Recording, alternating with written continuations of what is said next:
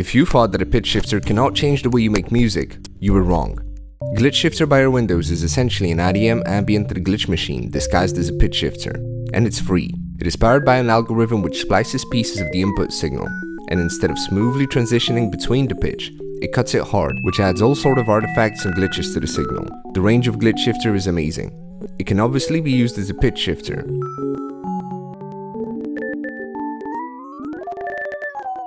A bitcrusher. A delay.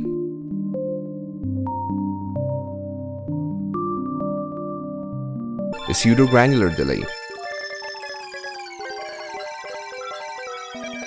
A time manipulation effect.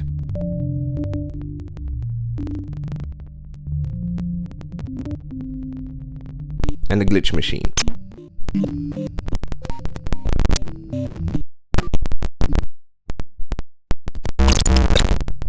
Now let's talk about how it works. The note parameter controls the pitch shift amount in semitones.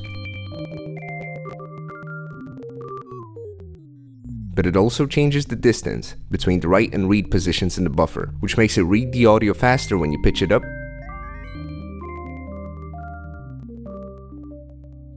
and slower when you pitch it down. Trim controls the fine-tuning of the note parameter, which is unquantized, so if you don't want a detuned effect, keep it at 0. The tighten parameter is what turns GlitchShifter into an IDM machine. It is essentially a buffer zone length controller. When you turn it up, the buffer shortens, and when you turn it down, the buffer is longer. What might not be desirable in a standard pitch shifter plugin becomes an amazing feature in GlitchShifter. When you turn the tighten control down, the buffer loses track of where it is, which results in a delay-like sound. It's very loose and unpredictable. But when you turn it up, it becomes too focused on the position and starts introducing clicks and artifacts.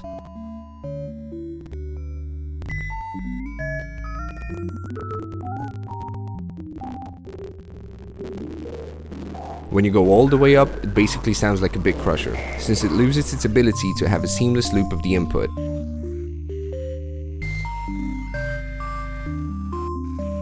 The feedback parameter feeds the processed signal back to the input, which when combined with pitch shifting, can produce a cascade of pitched up or down sounds.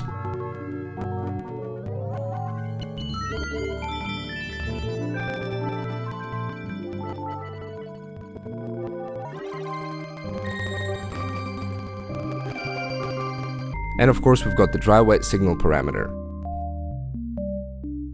Now I'm going to use GlitchShifter to turn this loop into a glitchy ambient track. I'm going for that 2000s click and cut ambient sound, so let's load up 2 GlitchShifter instances, one for coloring the sound and one for cutting it up and transforming it.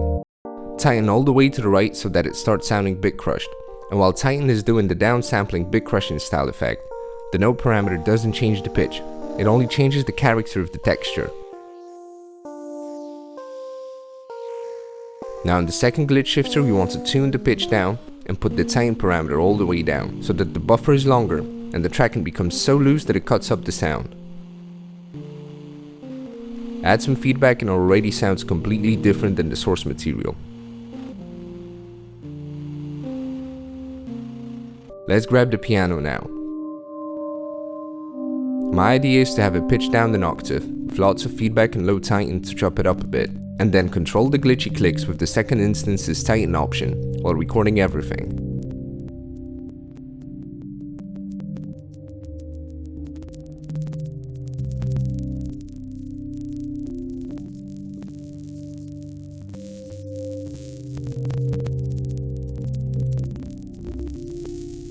Now for the 3x oscillator lead I want a lot of variation.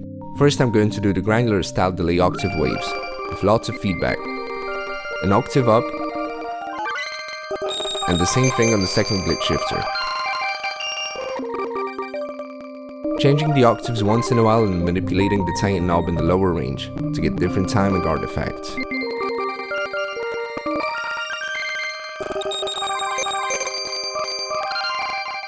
The next thing I want is the loose rhythmic feel, similar to what we did with the Rhodes at the beginning. Tighten all the way up on the first one and all the way down on the second one, with one octave down and plenty of feedback.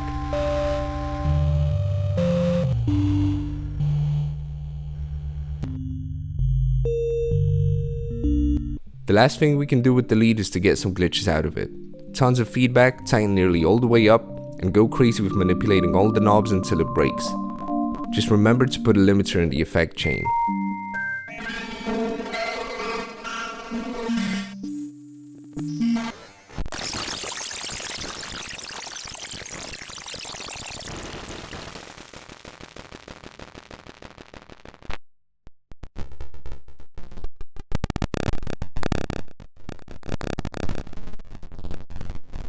Now I'm just going to cut some parts out of the glitch recording, and then use them as drum samples later on.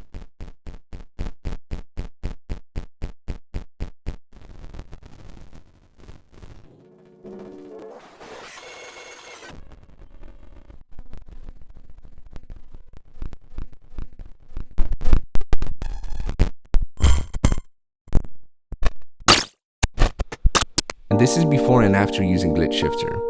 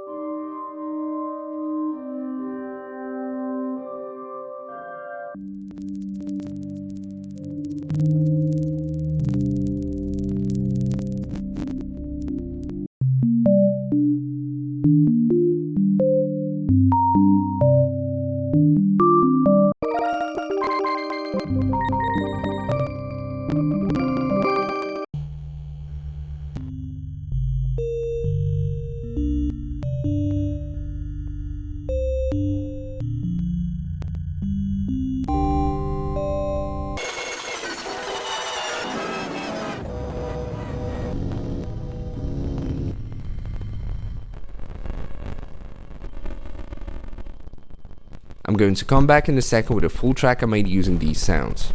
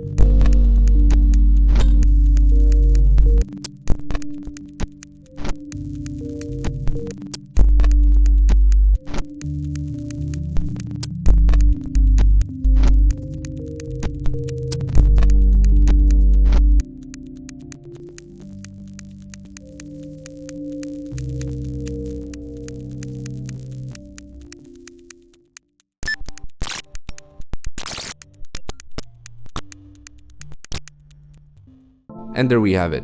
I highly recommend grabbing Air Windows GlitchShifter, as well as all the other Air Windows plugins. Hope you guys enjoyed the video, and I'll see you in the next one.